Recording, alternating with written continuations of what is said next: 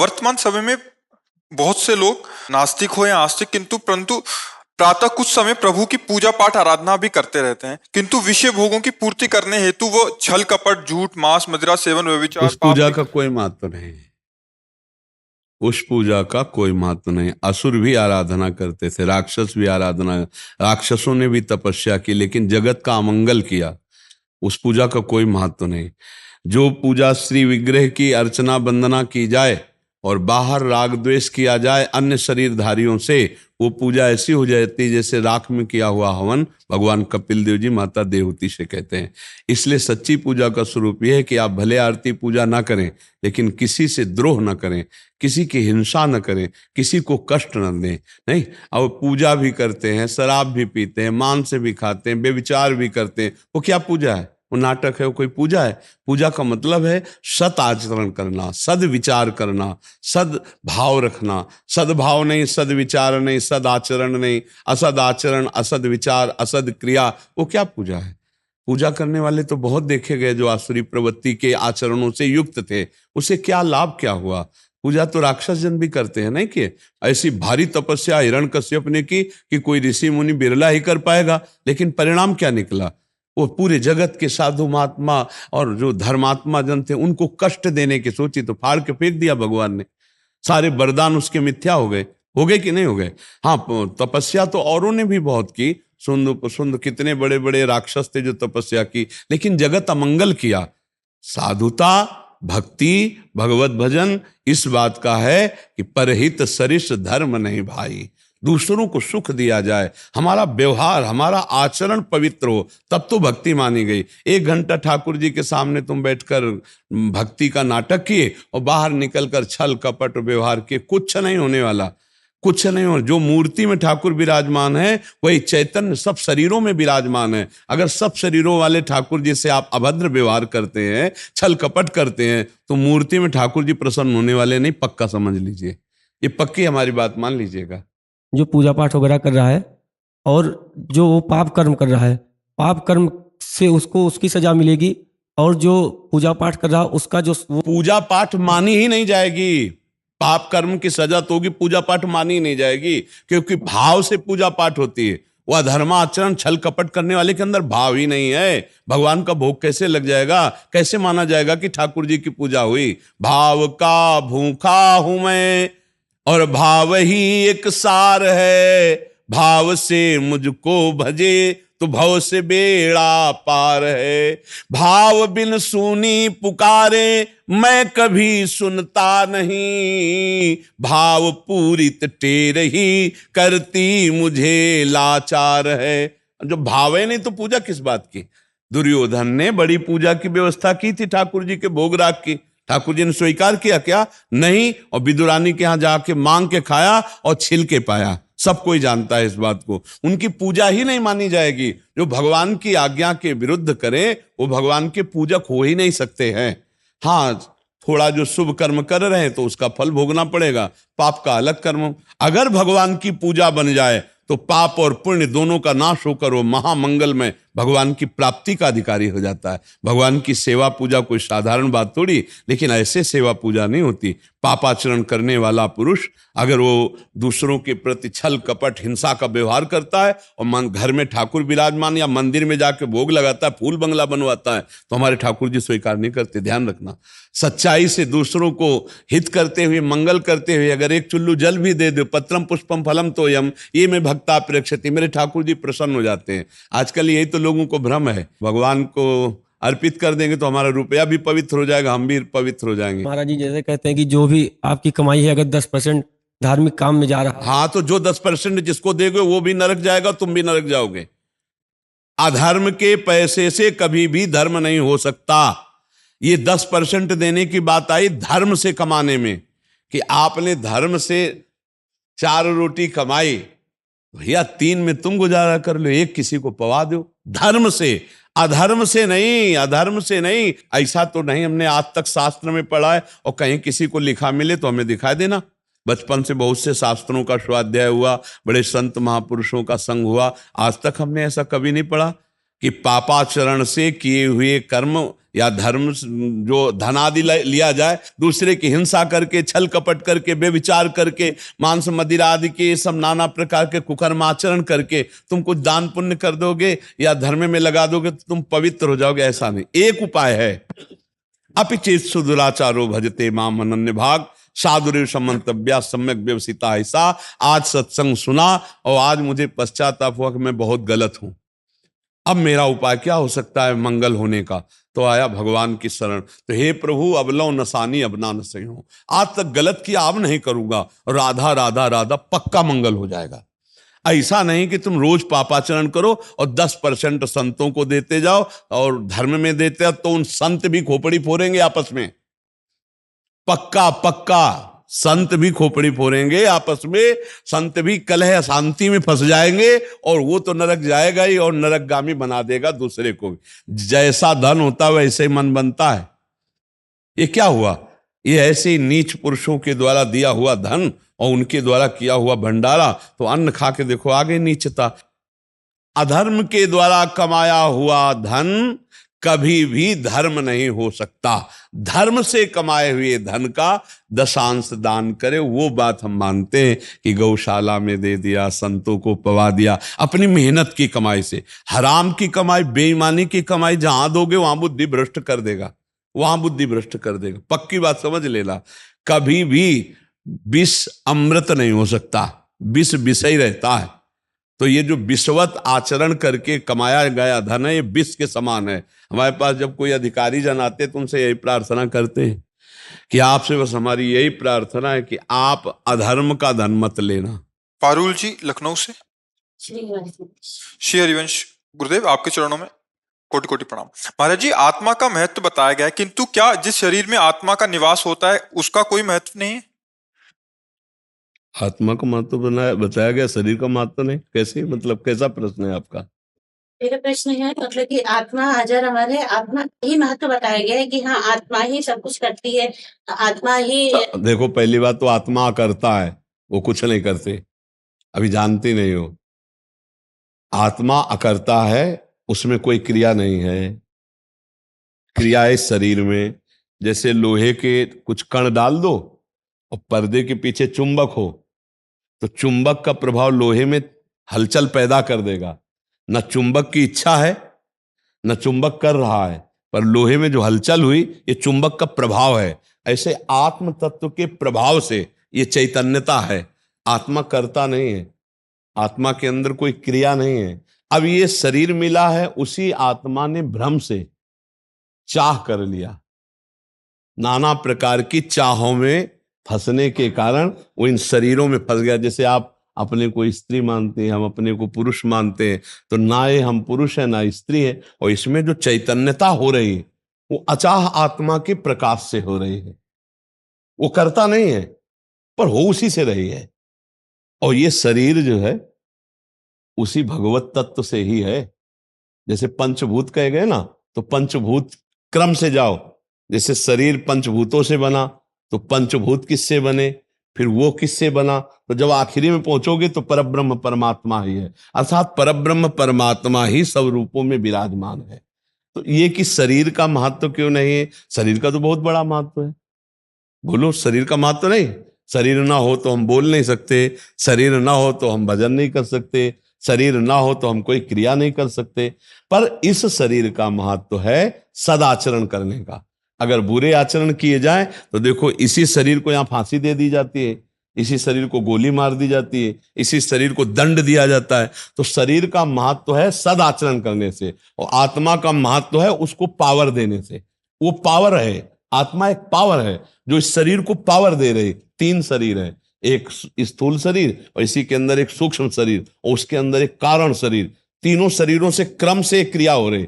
जैसे स्वभाव के अनुसार चिंतन बना और चिंतन के अनुसार क्रिया हुई। अब अज्ञानी जीव है तो समझ पाता नहीं, लेकिन ये 3 शरीरों में जो पावर आ रहा है वो आत्म तत्व का आ रहा है। समझ पा रहे हो? अब कैसे समझ पाओगी? अब ये बड़ा सूक्ष्म विषय तुमने प्रश्न किया, इसलिए कभी ऐसा एकांत में सोचा है कि तुम शरीर नहीं हो? सच्चाई से बताना। नहीं सोचा, तभी हम रुक जाते, कैसे समझोगे इस बात। तो अब चूंकि आप अब अज्ञान की धरा से प्रश्न कर रहे हो, पर उसका उत्तर होगा तो ज्ञान की धरा का ही तो होगा। हाँ, शरीर का महत्व है, लेकिन अच्छे आचरणों का, अच्छे आचरण इससे बन जाए इसीलिए महत्व है, नहीं इसका कोई महत्व नहीं। अभी 4 दिन बाद इसको 40 किलो 50 किलो लकड़ी के ऊपर रखकर जला दिया जाएगा या फेंक दिया जाएगा, किसी माटी गड्ढे में दबा दिया जाएगा, ये महत्व इसका होना है। इससे भजन बन जाए, सदाचरण बन जाए, परोपकार हो जाए, तो इसका महत्व है, नहीं इसका कोई महत्व नहीं है। ये मलमूत्र बनाने की मशीन है, चाहे जितना बढ़िया जूस पियो, दूध पियो, वो मूत्र बन जाएगा, चाहे जितना बढ़िया पदार्थ पाओ, शौच बन जाएगी। ये तो यहाँ इसका फैक्ट। और इससे एक काम हो सकता है, दूसरे का उपकार करते हुए भजन कर लो तो आप देवता बन सकते हो, आप भगवत धाम जा सकते हो, और अगर गलत आचरण हो गए तो आप नरक जा सकते हो, दुर्गति प्राप्त कर सकते हो। इसका महत्व ना होता तो आप मिलने किससे आए हो? शरीर से तो मिलने आए हो, आत्मा से मिलने की जरूरत थोड़ी होती है। आत्मा तो जो हमारी है वही तुम्हारी है। आत्मा 100-200 थोड़ी है, आत्मा 100-200 नहीं, आत्मा एक ही है, एक आत्मा है। करोड़ घड़े रखे हों, उनमें करोड़ सूर्य दिखाई दे रहे हो, तो करोड़ सूर्य है क्या? सूर्य तो एक है, ये घड़े हैं। ऐसे आत्म तत्व, परमात्म तत्व एक है, जो आपकी आत्मा वही हमारी आत्मा, शरीर अलग अलग है। तो आप मिलने शरीर ही भाव से तो आई हो, तो शरीर का महत्व ना होता तो आप मिलने कैसे आती? आत्मा से मिलने की जरूरत तो चल के नहीं है, वो तो आपकी ही आत्मा है, जो हमारी आत्मा है ना वही आपकी आत्मा। जैसे मान लो हाइलोजन में बिजली और इसमें बिजली, बिजली तो एक ही है ना, यंत्र के कारण अलग अलग है, एक प्रकाश दे रहा है, एक ठंडा दे रहा है, लेकिन पावर तो दोनों में है ना, एक ही, बिजली तो एक ही। अगर वो दोनों बात करें आपस में तो ये कहेंगे हम एक ही से संचलित हैं, नहीं कहेंगे। ऐसे ही हम तुम सब एक ही परमात्मा से संचलित हैं, उसी को आत्मा कहते हैं, उसी को परमात्मा कहते हैं। ये यंत्रों के कारण स्वभाव अलग अलग है, कोई कड़ुआ बोलता है, कोई बुरा आचरण करता है, कोई अच्छा आचरण करता है, कोई महात्मा है, कोई दुरात्मा, लेकिन सब में पावर एक है, पावर आत्मा और ये शरीर। तो देखो ऐसे तो हम बिजली का रंग देख नहीं सकते थे, ऐसे हमें पता चला कि बिजली कितनी पावरफुल है कि प्रकाश दे सकती है, बिजली कितनी पावरफुल है कि हीट पैदा कर सकती है, बिजली कितनी पावरफुल है कि पानी को जमा सकती है, देखो ठंडा कर सकती है। इन बाहरी लक्षणों से हम उसके कुछ महत्व को जान पाए। ऐसे ही हम आत्म तत्व के प्रभाव को जान पाते हैं कि हम जितना चिंतन करते हैं सत्य, उतना ही आत्म तत्व का प्रकाश होता है, और असत चिंतन करते हैं तो हम गिरते चले जाते हैं, पतित होते चले जाते हैं। तो आपका मतलब क्या था शरीर का कहने का, कि शरीर का महत्व नहीं है? मतलब ये हमारा ये था ना कि आत्मा, लोग कहते हैं कि आत्मा ही अमर है, आत्मा का ही वैल्यू होती है, शरीर की कोई भी वैल्यू नहीं होती है। लेकिन जो ये रिश्ते जो बनते हैं, ये हम शरीर देख के ही बनाते हैं ना, कि हाँ ये हमारा बेटा है, ये हमारा। तो अज्ञान की धारा है ना, अज्ञानी की धारा, वो ज्ञान की बात हुई, अज्ञान की बात है। आत्मा से रिश्ता बना सकते हो क्या? नहीं। तो फिर रिश्ते तो अज्ञान ही में बनते हैं ना, शरीर ही में तो बनते हैं ना। आत्मा एक है, उससे वो आप है और वही आप है सब, एको ब्रह्म द्वितीयो नास्ति। जब ज्ञान की धरा में आओ, ये सब घड़े हैं, इनमें प्रतिबिंब एक ही आत्म तत्व का पड़ रहा है, परमात्मा का पड़ रहा है। अभी आपका प्रश्न बहुत मतलब व्यवहारिक, चूंकि पहला शब्द निकला आत्म तत्व तो ज्ञान से युक्त था, एकदम ये व्यवहारिक। तो व्यवहारिक शरीर की सत्ता व्यवहार में दिखाई दे रही है, परमार्थ में इसकी सत्ता नहीं है। देखो एक समय आप बच्ची थी, फिर जवान हुई, अब कुछ समय बाद ये शरीर बूढ़ा हो जाएगा और कुछ समय बाद मर जाएगा, नष्ट हो जाएगा। बताओ इसकी क्या सत्ता रही, इसका क्या महत्व रहा? कुछ नहीं। फिर नया शरीर धारण करो। यही बात समझाने के लिए कह रहे कि महत्व तो आत्मा का है, शरीरों का महत्व नहीं है। 4 दिन की चांदनी है, 4 दिन बाद खत्म हो जाएगी। अब आपके अंदर शरीर का महत्व इसलिए कि आपने आत्म तत्व को जाना नहीं और शरीर संबंधों को माना, पति पुत्र परिवार। अब अज्ञान की धरा में तो यही सत्य दिखाई देगा। जैसे स्वप्न में आप देखा, स्वप्न तो देखा होगा, तो स्वप्न में जब आप थी तो वहां कुछ झूठा दिखाई दे रहा था क्या? नहीं। जब जगी तब आपको झूठा नजर आया ना स्वप्न, ऐसे ही अभी आपको सब सच्चा नजर आ रहा है। जब आपको ज्ञान हो जाएगा तो ये झूठा नजर आएगा। जो संत जन कहते हैं सत्य है तो आत्मा और परमात्मा, ये शरीर की सत्ता ही नहीं है, झूठा है। तो ये वो जगे हुए पुरुष है कि स्वप्न में जैसे हमने देखा था, वो जगने पर ही तो महसूस हुआ कि वो झूठा था। स्वप्न में तो महसूस हो रहा था सत्य, नहीं महसूस हो रहा था। जब हम स्वप्न में थे तो सत्य महसूस हो रहा था, जब जगे तब झूठा नजर आया। तो ऐसे ही आप मोह में, अज्ञान में अभी शरीर संबंधों को देख रहे, और जब जगेंगी तो आपको भी ये झूठा नजर आएगा जैसा वो कह रहे हैं। और झूठे तो है ही है। देखो ना, तुम्हारा बच्चापन टिका न जवानी टिकी, अब कुछ दिन बाद ये शरीर छूट जाएगा। आपको याद आता है छूट जाएगा? हाँ, ये तो एहसास है कि हाँ, ये शरीर तो जाना ही है। जाना, ये शरीर जाना है, नष्ट होगा, मरेगा। तो इसकी क्या सत्ता, जो मरेगा उसको क्या सत्ता?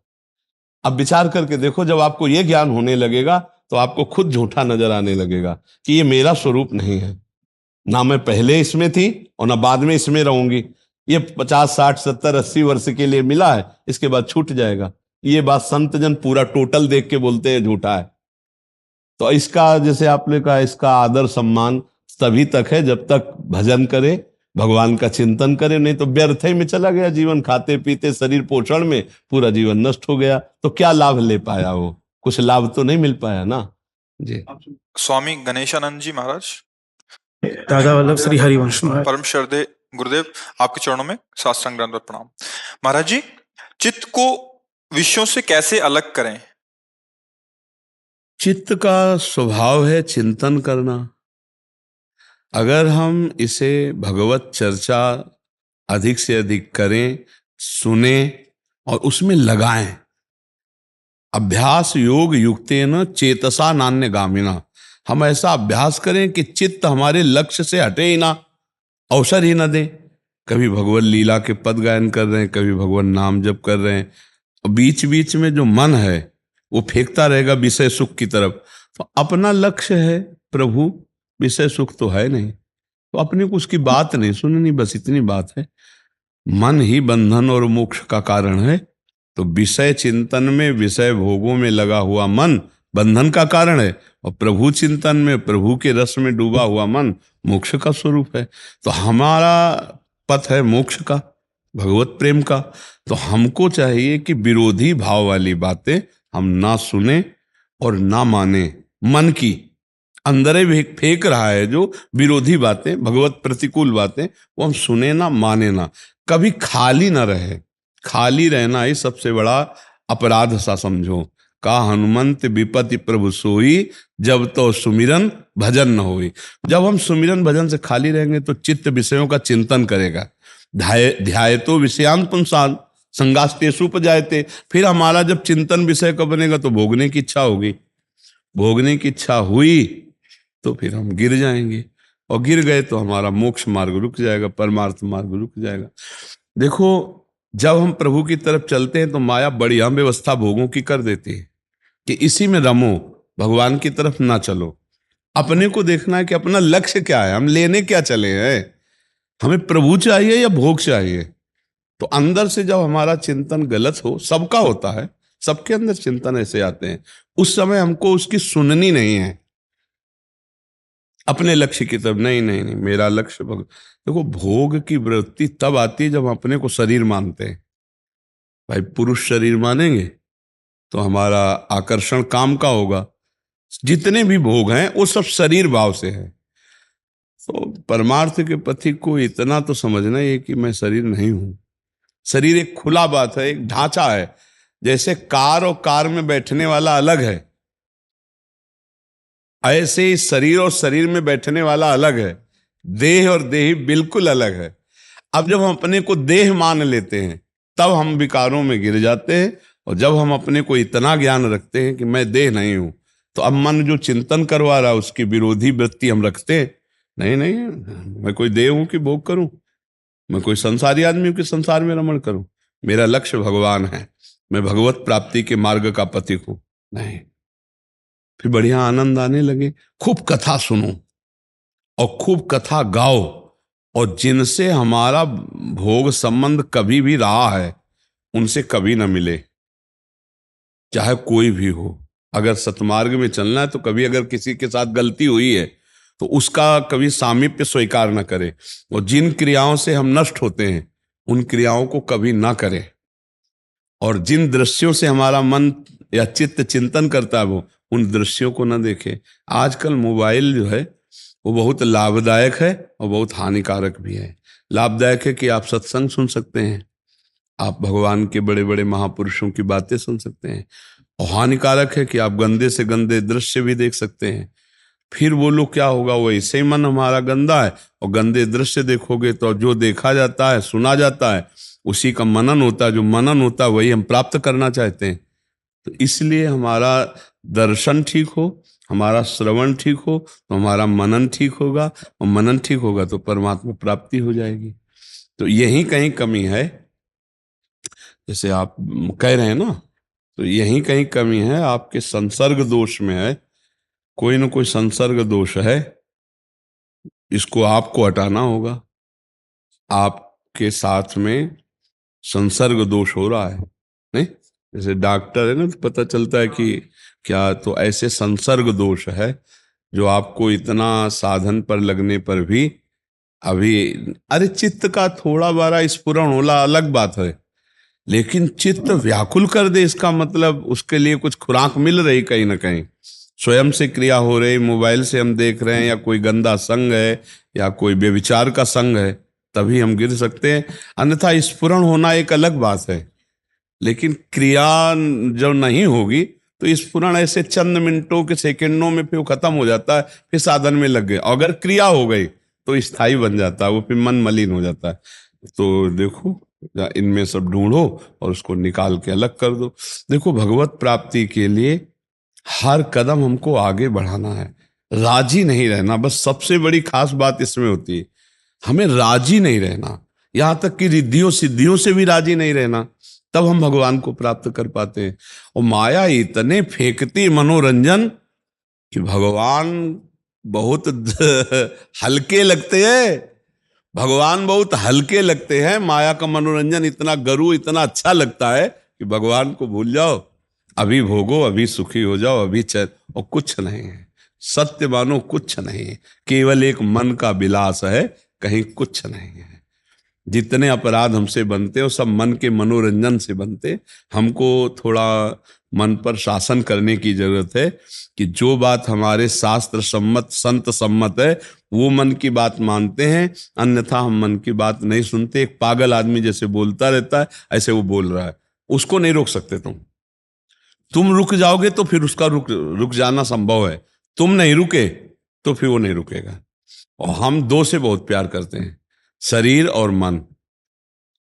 देख लो आप, हम तन और मन से बहुत प्यार करते हैं। तन के लिए कुछ भी कर सकते हो, मन के लिए भी कुछ कर सकते हैं। और जो तन और मन से प्यार करना हटाकर प्रभु से प्यार करता है, वही भक्त होता है, वही ज्ञानी होता है। हम सब तन मन से, देख लो आप, पूरा निर्णय देख लो, पूरी दिनचर्या आप देख लो, पूरा जीवन देख लो, दो से ही प्यार अधिक है, तन और मन। हमारे तन के अनुकूल पड़े सो हमारे रिश्ते नाते सब बढ़िया, हमारे मन के अनुकूल पड़े सो हमारा सब ठीक, तन मन के प्रतिकूल पड़े कोई नहीं, यहां तक कि गुरु भी नहीं। तुम्हारे तन मन के अनुकूल पड़े तो जय गुरुदेव, और तन मन के प्रतिकूल पड़ जाए तो फिर गुरुदेव को भी नहीं मानो। इतना प्यार तन मन से कर रहे हैं कि इष्ट देव को भी नहीं मान रहे। बोले हमारी भगवान पर श्रद्धा हो गई क्योंकि भगवान ने ऐसा कर दिया, भगवान ने ऐसा कर दिया, हमने क्या बिगाड़ा था भगवान को। तन और मन के प्रतिकूल हुआ तो भगवान से भी श्रद्धा हो जाएगी। इतना प्यार तन मन को करते हैं, और जो तन मन के प्यार को भूल कर प्रभु से प्यार करे वही भक्त होता है। वो ओम जय जगदीश हरे वाले में आरती में है ना, भला इतना आ गया तो कितना बड़ा महापुरुष हो गया। तन मन धन सब तेरा, क्या लागे मेरा, तेरा तुझको अर्पण, सब कुछ आपको अर्पण। इतनी बढ़िया स्थिति, बहुत बड़ी स्थिति है, लेकिन गाते हम ऐसा है, लेकिन उल्टा है, तन मन धन सब मेरा, क्या लागे तेरा। और जब तन और मन दोनों से प्यार हटाकर प्रभु से प्यार करता है, उसे भक्त कहते हैं, उसे संत कहते हैं, उसे भगवान का पार्षद कहते हैं। तन और मन दोनों की परवाह न करके भगवान के चरणों में समर्पित, जैसे जोई जोई प्यारो करे सोई मोहि भावे। भगवान जैसे तन को रखे, जैसे मन को रखे, हम तो प्रभु के हैं। भूल न दें कुमारक पाऊं, भूल कर भी गलत मार्ग में पर नहीं। बचो ऐसे लोगों से जो आपको अपना कहकर आपको अपने से हटा रहे हैं। आपको अपना कहकर आपको अपने से हटा रहे। अपने कौन है? प्रभु हैं, उनसे हटा रहे। बचना चाहिए। वो कहलाने मात्र के अपने हैं, जो हमें भ्रष्ट कर दे, जो हमें भगवान से विमुख कर दे, जिसकी संगति से भगवत भजन भूल जाए, वो कुसंग ही है। जाके संग कुमति मति उपजय, करत भजन में भंग, तजोरि मन हरि विमुखन को संग। तो बस ये सावधानी रखी जाए। कोई संसर्ग है क्या आसपास कुछ? हम तो मिशन में है, सेवा की एक प्रवृत्ति में है, स्कूल वगैरह देखना पड़ता है। हाँ, मतलब देखो, सेवा में तो सबको ही रहता है। सेवा तो चाहे गृहस्थ हो चाहे विरक्त, तो सबको करनी पड़ती है। अब अपने भी तो सेवा ही तो कर रहे हैं सुबह से। हमको अपना ये ध्यान रखना कि मैं हूं कौन और मेरा लक्ष्य क्या है। सेवा तो हम सब करेंगे, माताएं बहनें परिवार घर सब आते हैं, सबसे मिलना है, लेकिन हमारा लक्ष्य क्या है? हम हैं कौन? हमारा लक्ष्य है प्रभु। हमारा उद्देश्य है सबको प्रभु में रंगना।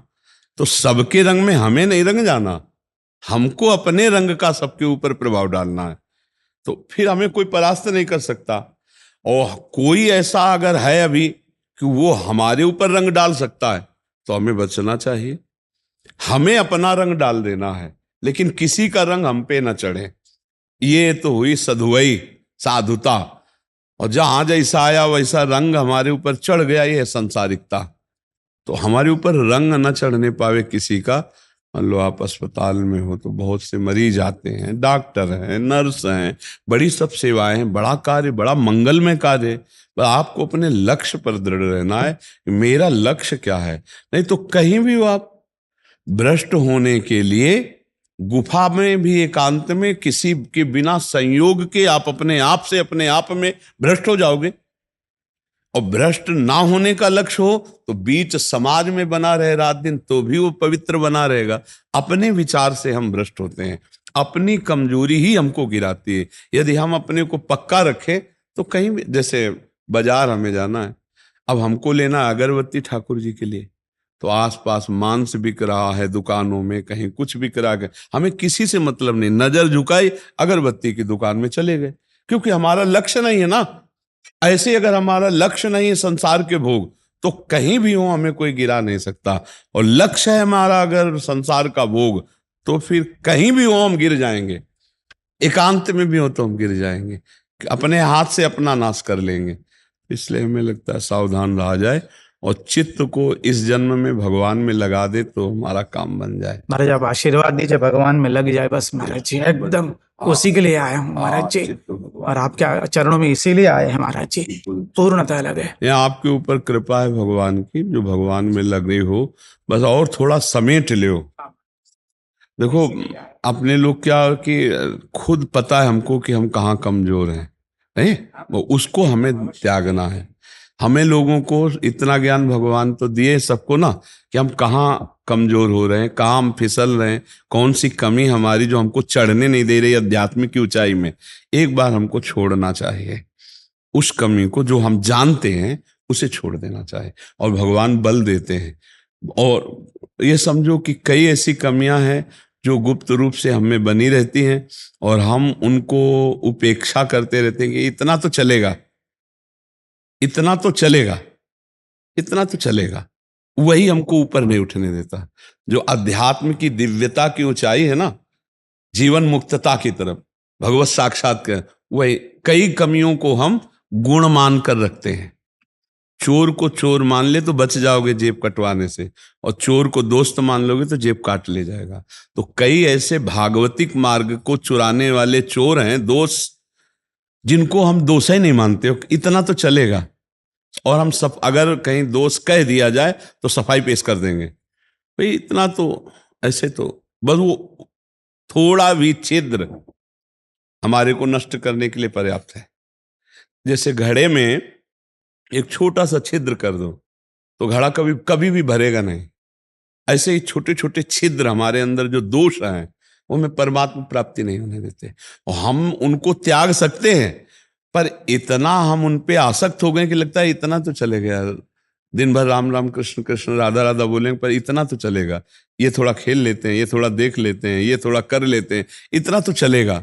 तो भगवान कहते हैं इतना चलेगा तो चलाते रहो। जब इतने से भी ऊब जाओगे और रोगे मेरे लिए, तब मैं आ जाऊंगा। ये लोग कहते हैं भगवान दर्शन नहीं देते, हम तो भजन करते हैं। तो सच्ची मानो, हृदय से आप देखो, आप उनके दर्शन के लिए रोए नहीं हो, तड़पे नहीं हो। एक माँ जब बच्चे को खिलौनों में खेलते हुए देखती है तो अपने काम में मगन रहती है। जब बच्चा खिलौनों को ऐसे फेंक के और रोना शुरू करता है, तब माँ किसी को भेजती, घर के सदस्य को, बेटी को या जाओ उसको गोद में ले लो। जब वो उसकी भी गोद में चैन से ना बैठे, तब वो स्वयं आती है, मानेगा नहीं, हमारे से शांत होगा। ठीक ऐसे श्री भगवान है, पहले माया के खिलौने फेंक देते, खेल। जब वो रोता है मुझे खिलौने नहीं चाहिए, तब रिद्धियां सिद्धियां भेज देते घर के सदस्य, ले चुपवाओ इनको। लेकिन फिर भी चुप ना हो, तब कहते नहीं मानेगा, और स्वयं आकर फिर दर्शन देते। तो हमें कहीं राजी नहीं होना, राजी होना हमारे लिए बहुत हानिकारक होगा। हम अत्यंत सावधान रहे कि अल्प सुखों में राजी ना हो, तो भूमा सुख, परमात्मा सुख का अधिकार अंदर जागृत हो जाएगा।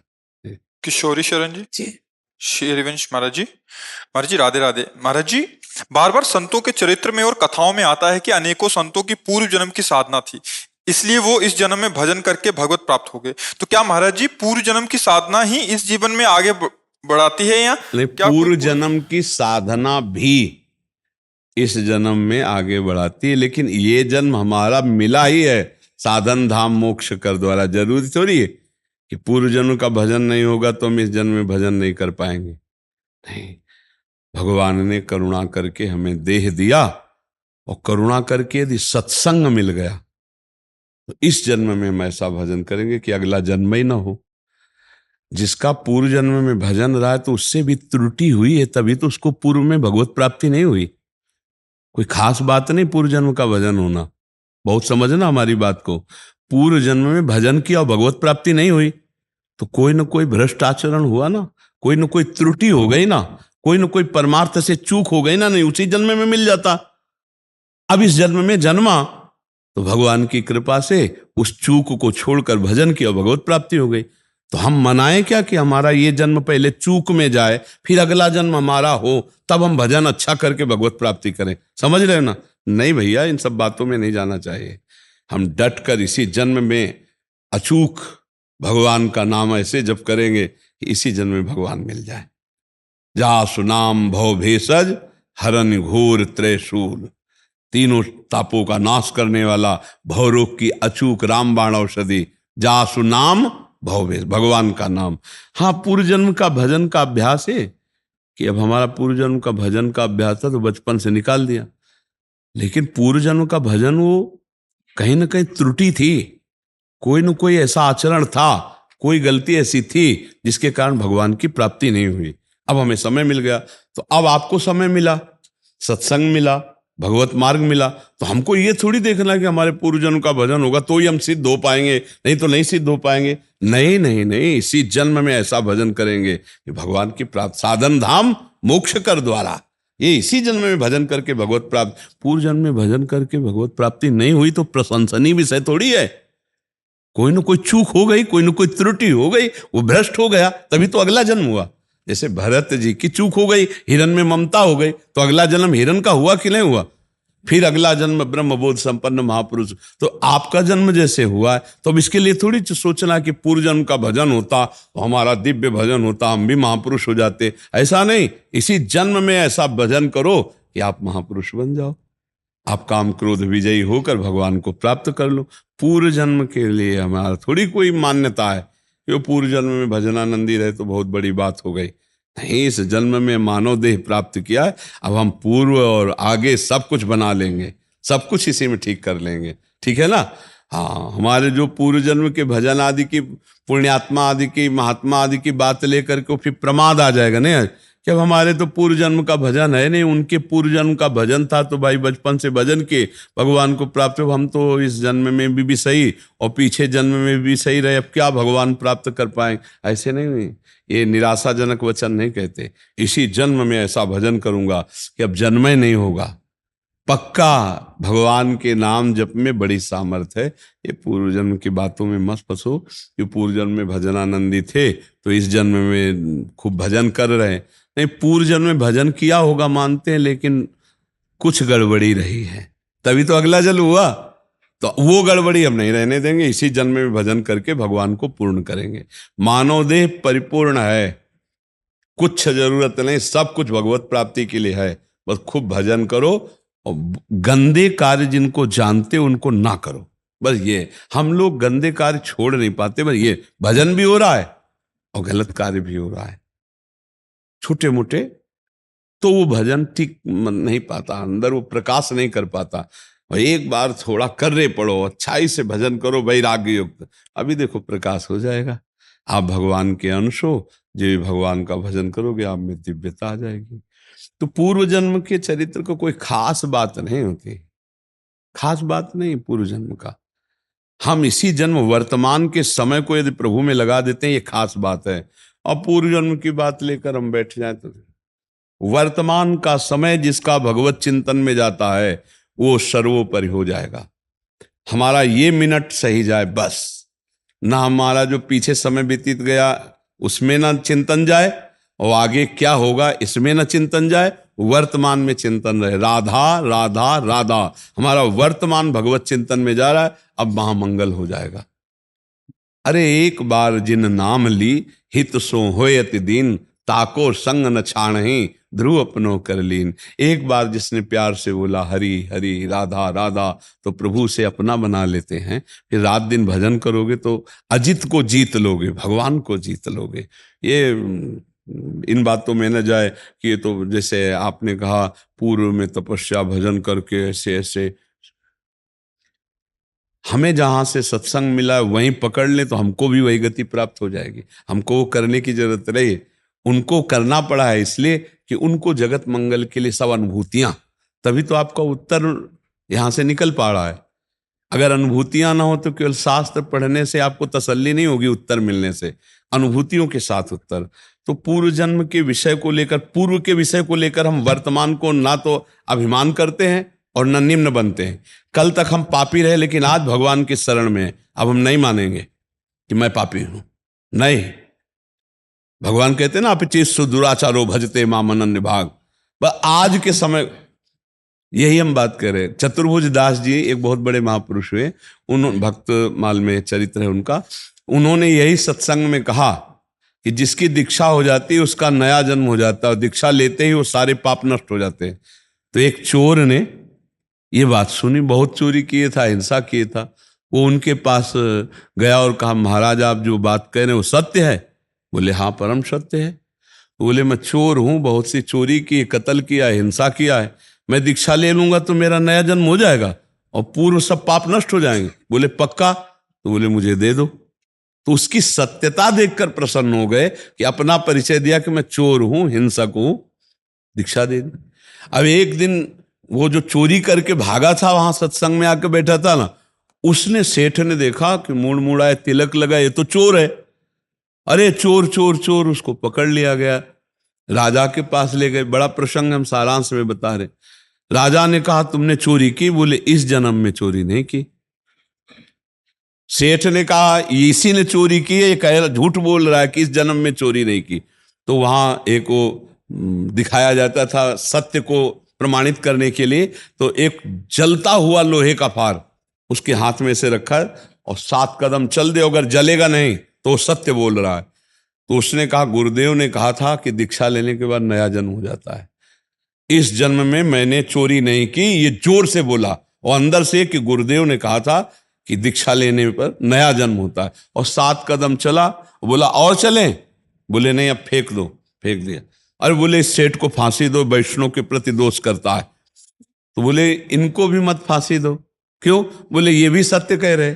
बोले ये सत्य कैसे कह रहे?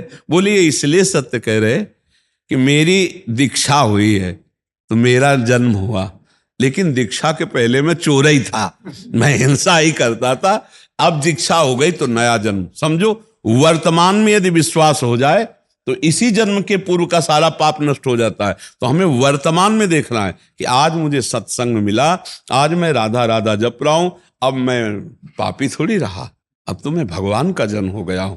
भगवान कोई इतना थोड़ी कि इतनी संख्या का भजन हो गया तो बड़े महात्मा, और इतनी कम संख्या का भजन हुआ तो छोटे महात्मा। भगवान जानते हो क्या देखते? अपनापन। अगर भगवान को आपने अपना मान लिया, भगवान के सिवा आपके हृदय में किसी के लिए स्थान ना हो, जैसे मीरा जी कहते मेरे तो गिरधर गोपाल दूसरों, इससे बड़ा कोई तप नहीं। और ये भगवान के भजन से होता है। जितना भजन करोगे तो भगवान प्यारे लगने लगेंगे। ये तो पूर्व जन्म की बातों की तरफ तो देखो मत ही। पूर्व में हम पापी रहे कि पुण्यात्मा रहे, हमें क्या मतलब, भगवान ने ये जन्म हमको दिया, मानो दे कृपा करके, अब हम भजन करके भगवान को प्राप्त कर लेंगे इसी जन्म में। ये बिल्कुल पीछे की बात देखोगे तो निराशा आ जाएगी ना कि भाई ये तो भजनानंदी हैं पूर्व जल के लिए, हम लोग तो भजनानंदी पूर्व के नहीं, तो हमें कैसे। नहीं नहीं नहीं, इसी जन्म में हम भगवान को वर्तमान के भजन बल से प्राप्त करेंगे, वर्तमान के भजन बल से। ललित कुमार सक्सेना जी लखनऊ से। श्री हरिवंश राधे राधे। गुरुदेव भगवान आपके चरणों में कोटि कोटि प्रणाम। गुरुदेव, मन में संशय रहता है कि आपने अपने प्रवचन में कहा कि श्री जी सहजता से मिल जाएंगी, जबकि आपने अपने जीवन में बहुत सारी कठिनाइयों के बाद श्री जी को प्राप्त किया है। महाराज जी, ये संशय मिटाने का।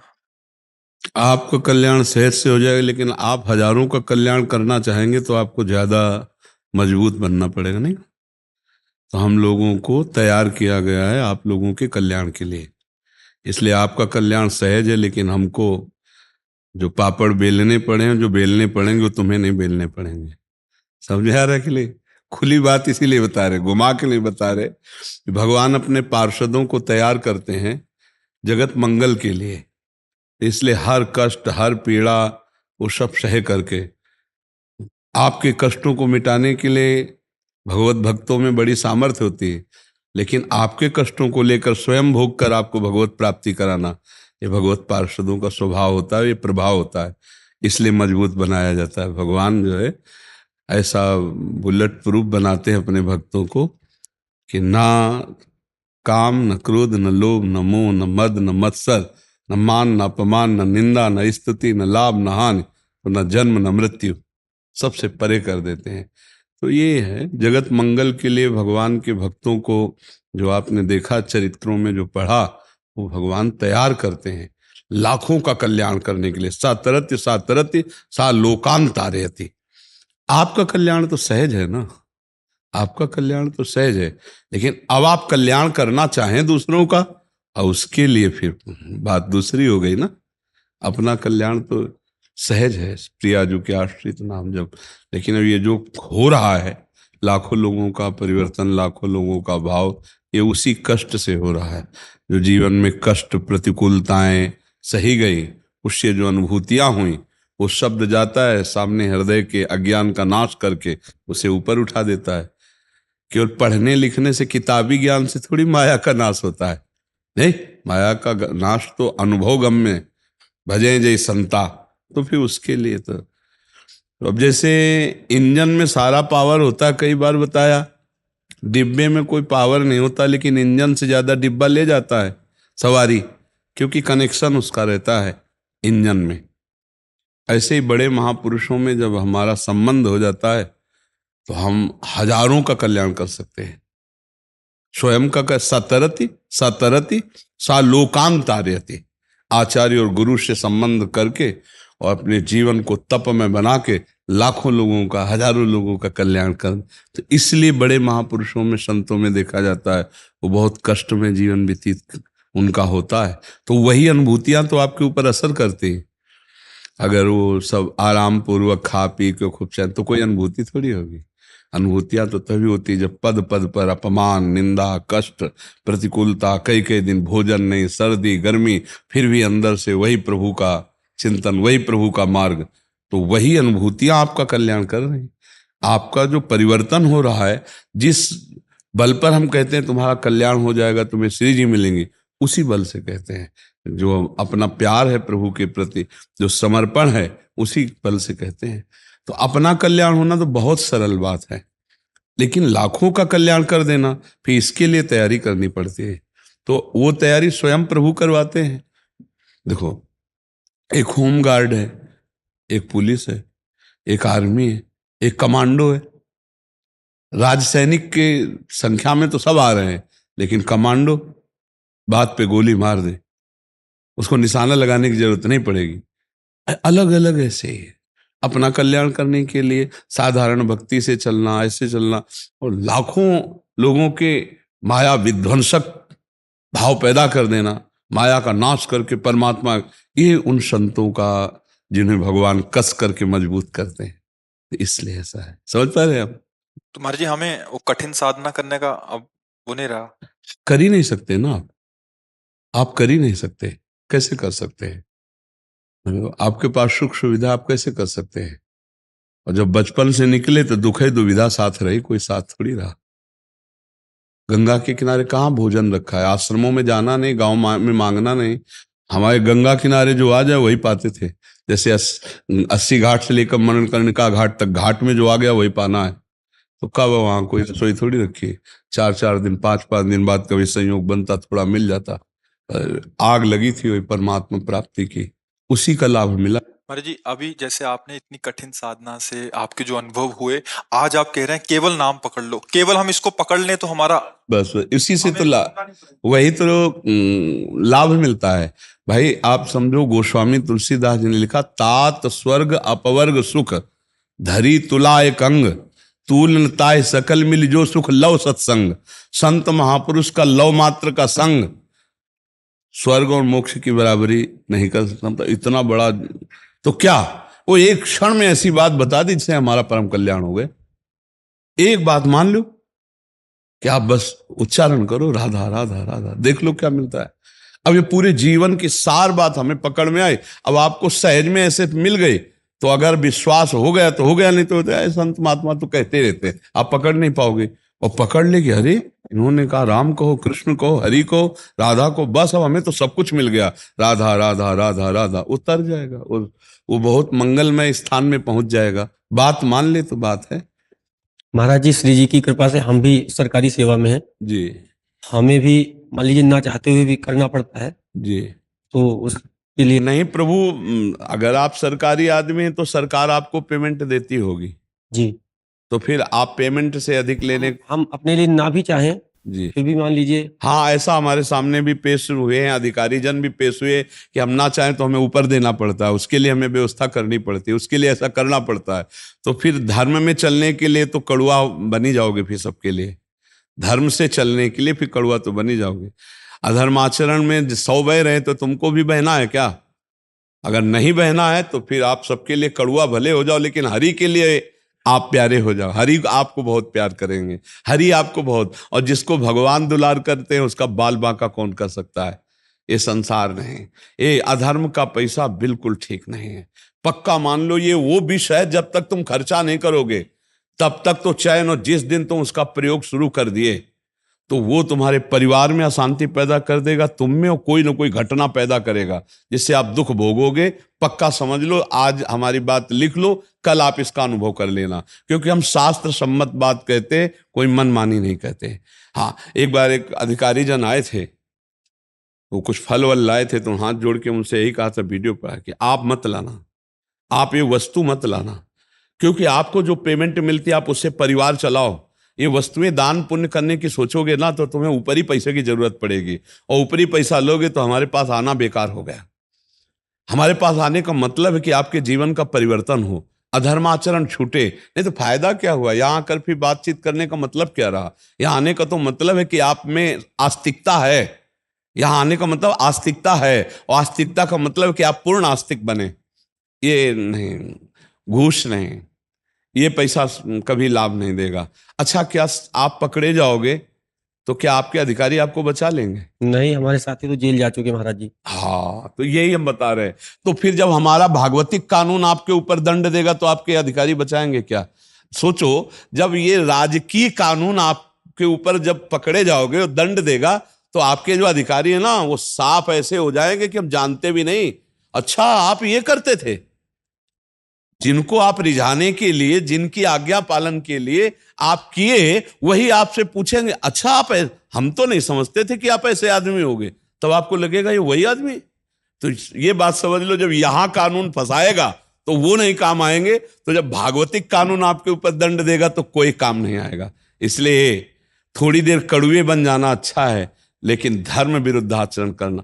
एक अधिकारी आए थे यहाँ, तो सब भगवान की कृपा से आते रहे, तो उन्होंने जब ऐसी बात की कि अब चाहे प्राण निकल जाए पर अब हम ऐसा नहीं करेंगे तो हमका सस्पेंड हो जाओगे। बोले 3 बार हो चुके हैं, 3 बार हो चुके हैं और कितनी बार करेंगे? नौकरी छोड़ना पड़े लेकिन हम धर्म विरुद्ध अब आचरण नहीं करेंगे। बहुत ही वो मतलब हिम्मती वो ऑफिसर थे कि मेरे साथ क्या होता है मैं ये समझे सब।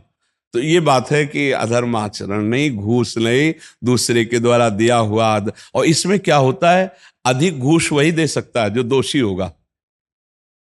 निर्दोष आदमी, गरीब आदमी ये आपको ज्यादा घूस नहीं दे पाएगा। जो ज्यादा अधर्माचरण करता है वही आपको ज्यादा घूस दे सकता है, क्यों नहीं?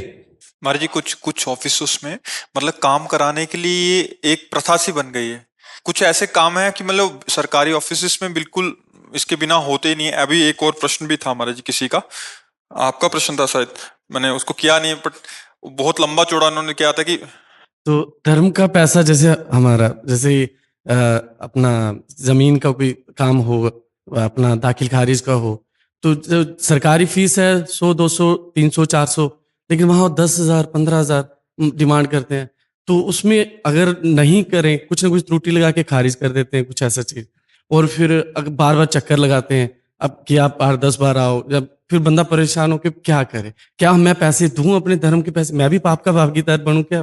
पर क्या है कि अपना कार्य कराने के लिए लोग फिर पैसे देते हैं और वो ऐसी परिस्थिति रखते हैं कि उनको अधिक धन की प्राप्ति हो, इसीलिए धीरे धीरे भ्रष्टाचार की वृद्धि होती चली जा रही है, इसीलिए अशांति बढ़ती चली जा रही समाज में, इसीलिए भ्रष्ट आचरण बढ़ते चले जा रहे।